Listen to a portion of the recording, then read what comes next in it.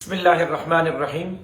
جیسا کہ آپ حضرات کے علم میں ہے کہ انکروچمنٹ کے نام پر پورے ملک کے اندر لوگوں کے املاک کو نقصان پہنچایا جا رہا ہے، گھروں دکانوں کو مسمار کیا جا رہا ہے۔ پچھلے سال سے جاری آپریشن کے نتیجے میں پچھلے 3 دن سے آج صبح تک صرف سکھر سٹی میں 17 مساجد کو شہید کر دیا گیا ہے۔ انا للہ و انا الیہ راجعون۔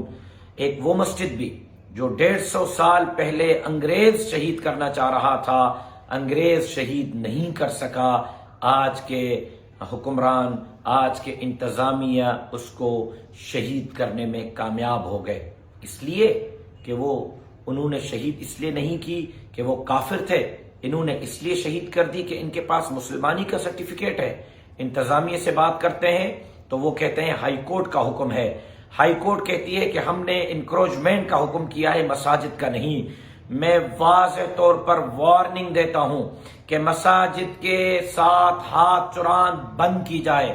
آج صبح جو کارکنان گرفتار کیے گئے ہیں فوری طور پر رہا کیا جائے۔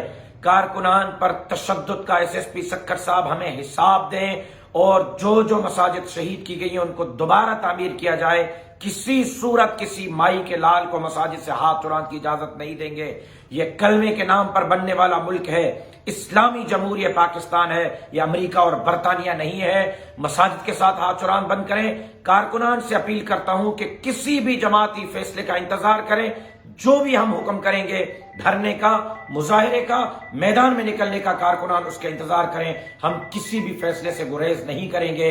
میں اس ویڈیو پیغام کے ذریعے انتظامیہ کو، سکھر کے سول انتظامیہ کو، پولیس انتظامیہ کو وارن کرتا ہوں کہ مساجد سے دور ہٹ جائیں، مساجد سے ہاتھ چرانا بند کریں، ورنہ ہم کوئی بھی رد عمل دینے سے گریز نہیں کریں گے۔ کارکنان تیار رہیں، ہم کوئی بھی فیصلہ کسی وقت بھی کوئی بھی اعلان کر سکتے ہیں۔ والسلام علیکم ورحمۃ اللہ۔